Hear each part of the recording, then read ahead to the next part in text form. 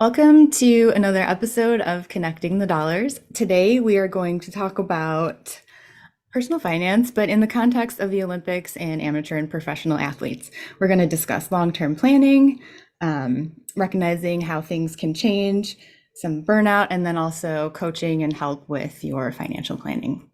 So my name is Emily Augusto, and I am with my co-host Amanda Vaught. We are both financial advisors and co-founders of Propel Financial Advisors.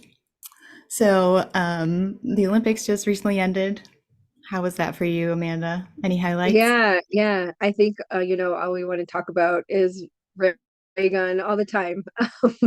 But I don't know how to tie ray gun into personal finance. Although I did just read that she might get a TV deal soon.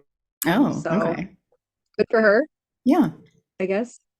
I'm gonna watch that video like forever. It's just I scandal know. aside, Well, it's great. you can't find the video anymore. I guess a lot of the whoever owns the video, the Olympics or NBC, has been doing takedown notices. It's really hard to find. Dang. So Well, I've yeah, watched it a bunch yeah. already, so Yeah, I think there's plenty of people out there on the internet recreating it, um, for memes and what have you. So it's good stuff. anyway, Well, let's get into yes. our first topic. So, long-term planning. When it comes to personal finance, we always talk about how it's important to have, your emergency plan. Um, and when we think about it in the terms of some of these Olympic athletes, they're forced to long-term plan, or they should be, because I don't think a lot of us realize like these people are amateur athletes. They don't get paid for, they can't be paid like a professional athlete, aside from having sponsorships and whatnot. But that's very rare. Yeah, a lot of them don't get that sponsorships, right? Right. A lot of them go into debt, credit card debt, right, which can be the worst kind of debt. Um, Maybe payday loans might be worse than credit card debt, but Yeah. either way, not good. Yeah. This, And then I think a lot of, oh, go ahead. oh, I was just going to mention the article that you sent me. It's a Wall Street Journal article that we'll link to. It's called To Go for the Gold. These Olympians went into the red. So it's just about how, you know, they train, they spend so much money on taking care of themselves and to be able to perform at their peak, but they still might have to have a day job working for, minimum wage. Yeah. Um, I think a lot of us, probably me and you, or those listening, are not going to be Olympic athletes, right? But I think one thing about the Olympics is that it's sort of the peak for a lot of athletes. They've been training for years. Right. They win the medal, well, maybe not. And then it's like, what do you do next, right? Mhm. You've peaked, and then what? And I think it's difficult, I believe, for athletes to reconcile that in their heads, to move on, to find a different identity, or what do they do with their lives after that? But I think, for us, regular people, we don't always recognize when we peaked, right? We're Right. not getting a gold medal, there's no ceremony. Um, and I've seen, this come up with a lot of clients. They might make significant salaries, and they're not planning for the future appropriately and not recognizing that those salaries may or may not last forever, right? Right. So things happen, the It's economy is slowing down, maybe you'll be laid off, maybe, a tragedy will strike and you or your spouse will get injured or disabled. Um, Maybe you're, making a lot of money now, but you decide you want to have a baby and that's expensive and that's mhm. gonna make you take out time off work. I mean, so many things can happen in life. Right. Um, the list is It is. limitless, but It goes on. um, so if you are in a position of privilege where you're making, a decent salary, you need to really take advantage of those moments Right. and recognize, you know, what's There's a happening, there's a limit. and it's a great time. Yeah, there's a limit. I mean, Mhm. obviously people don't want like to think that way. They're like, oh, Right. I've done this, then this, then this. And that is great, and that does happen for people. And I'm not saying you could act as if, you're gonna fall off a cliff, but also planning in case the cliff comes along instead Hmm. of just acting like it's not out there, right? Yeah. There was one athlete that you had found, Lauren Williams. She was a sprinter and also, I think, in bobsled. Bobsled, I want to say, yeah. Yeah, so she medaled in four different Olympics, but in between, she got an MBA and then she became a CFP, certified financial planner, after the games. So she had some foresight there to, I mean, how many athletes do you know of that are still doing something like in the public eye or, making money like they did at their peak? I mean, there's a few, Yeah, of yeah. course, but a lot of them just kind of fade away and you don't hear about them anymore. So she Hmm. started her firm, or she has provided a lot of education for specifically to help athletes after, their peak. So that's kind of an interesting story. We can link information to her as well. But as you were talking about, all these things can come up. Um, Basically, they can also be stressors. Like obviously, having a child, I imagine, is an amazing thing, but it's also expensive and can become stressful. Any kind of injury, especially for an athlete or a regular person, that can lead to burnout. Wait, we're not on burnout yet. That can lead to recognize that you have to recognize that things can change. Yeah, yeah. Um, So we kind of already talked about this, but yeah, yeah. as a separate thing, it's like lifestyle creep and, as Amanda already said, making sure you have a plan for the long Hmm. term. Yeah. And I think the story of Lauren Williams is, she had that a difficult in the article will link she had a difficult time with finances while she was an athlete. And which is partially why she said it inspired her to become a financial planner and a CFP. And I think, speaking personally, in the great financial crisis of 2008, I was laid off from my job and I didn't see that coming necessarily.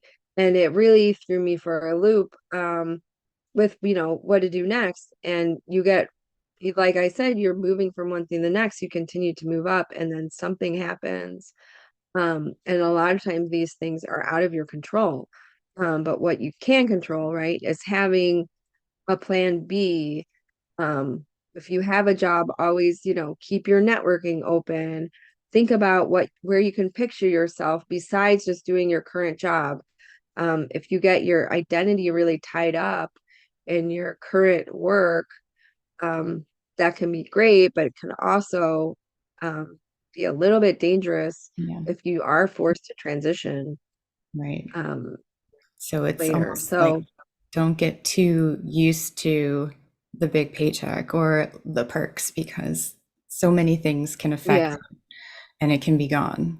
yeah, And not to scare right. people, Yeah, because, but right, yeah, we've seen it happen. for sure. But I think in our current economy, and with some for younger people who didn't live through the great financial crisis or weren't working then Mhm. themselves, maybe they saw their parents go through it. Um, just recognizing that it can happen. We've had nothing but job growth essentially since then, especially, post COVID, it was really a labor friendly market. Yeah, People had a lot of negotiating power, had a lot of easy switch between jobs, and now it's really switching into like employer favored environment. So right. um, it's a good time, I think, right now to keep that in mind, Definitely. right? Because I know me and you, we all know people in our circles getting laid off Hmm. more and more. It's swirling out there. You can feel it a little bit, right? Yeah, you think you're untouchable, but it can happen to anyone. Yeah, yeah. So, So, yes, it's very important to keep that in the back of your mind that like things can change. You need that emergency fund. You need to keep an open mind. And so now is when we're going to jump over to the topic of burnout, being overworked, being stressed, like that affects everyone, including professional Hmm. athletes. I mean, we were talking about Simone Biles, about Michael Phelps, how they both have been advocates of, taking breaks and, talking about mental health. Um, and that's definitely an aspect that I think we all have been affected by. Yeah. And I think Simone Biles talked about how it's impacting her performance Right. as an athlete, which I think goes back to the long-term thinking, is it just work myself to the bone for a short period of time, or take better care of myself and be able to sustain this career longer, Hmm. um, is very relevant for people outside of athletics, right? Yep. I live in New York City, where a lot of people will work at these big law firms or banks. Um, and you can make a really good living, but you just work insane hours. And I've just seen people really burn out really bad. And unfortunately, recently people pass away from being overworked. There was an incident at Bank of America over the summer, which is really sad and tragic that it is this way.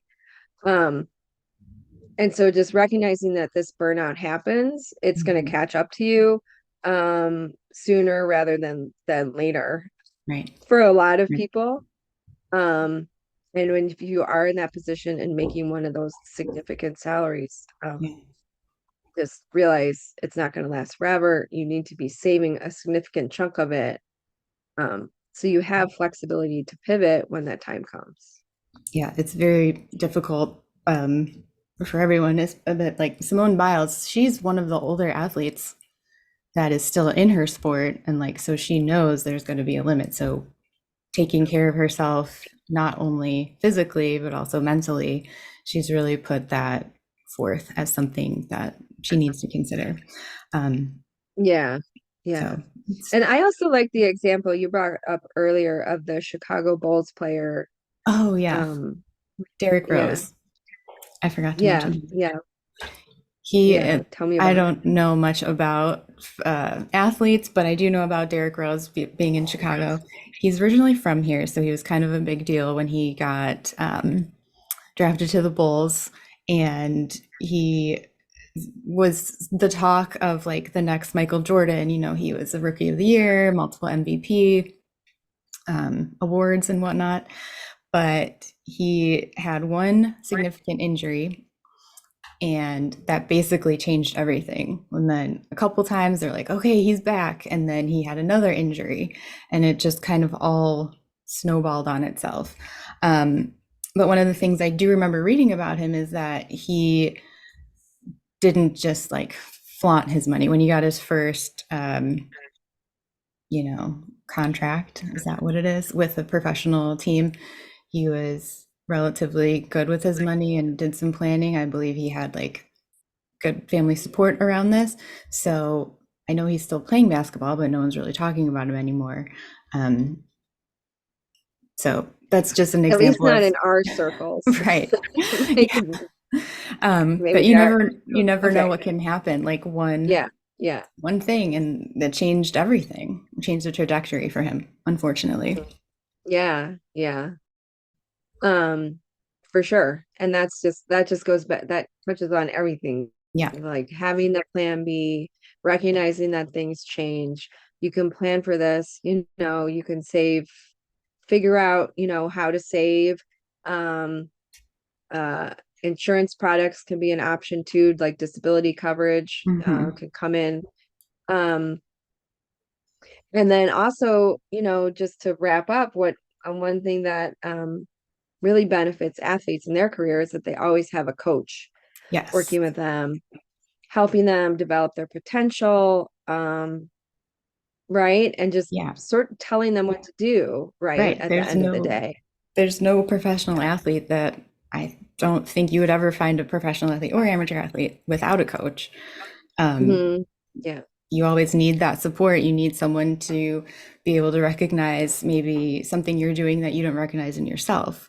So, just like in personal finance, there are people that can help you, make your plans, see something that you don't recognize, like you're spending X amount on something that you can easily, take out of your budget or minimize at least. Yeah. It's important to And have having another set somebody, of eyes. yeah, have somebody tell you what to do sometimes is just really great. Yeah. It I don't takes like pressure personally, off. I, yeah, exactly. Like personally, I use a running coach for my running, Mhm. and I just love her because I get to offload the decision making. Like, how much should I run today? And she just tells me what Right. to do, and I don't have to think about it or decide or figure out what's best. If you have in the case of financial advising, you need to be saving X dollars a month. Just Right. do it. And then you don't have to think about it. You just have somebody else figure it out for you. It can be really helpful and get people going on the right track, right?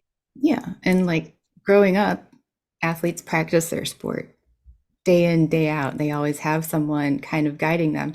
With finances, we don't really have that. You just kind of observe, take in what you can, and then you don't have your first job until, I don't Hmm. know, you're a teenager or a first real full-time job until after that. So the learning curve is you're like behind already to be Yeah. successful Hmm. in that And analogy. you really, yeah, and you really need to learn from your mistakes quickly. Yes, yes, Um, yeah. we've all been Because there. if you do make a mistake, you can't get sidetracked, right? You have to try again. Yep, you Some miss your people, I think, vault. make yeah, you miss your vault. Or what did you see the clip of the pole vaulter Oh yeah. who just yeah. Yeah, that's okay, Okay. right? Mistakes happen, and you just got to get back on the horse and Yep. keep going. Yep. So, Anyway. I don't think we talked about Raygun enough, Oh, um, but maybe we can talk about her more in another podcast. But if she's listening, we just want to thank she's, her for the entertainment value and good yeah, luck in the future. yes, yes, really, she was a gift Agreed. in Well, in a certain way. Okay. that will wrap us up today. None of what we said today can be taken Oh, as it's yeah, investment or tax advice. This is all for educational and entertainment purposes only. And we hope to talk to you soon. If you have anything to share with us, please email at info@connectingthedollars.com. You can subscribe to our YouTube channel and hit the like button if you like. yeah. I would love to hear more stories from people's personal experience. I guess we're towards the end, but Yeah, if you leave those in the comments for us, we'd love to see them. absolutely. Well, thank you so much. We'll see you next time. Okay. Bye.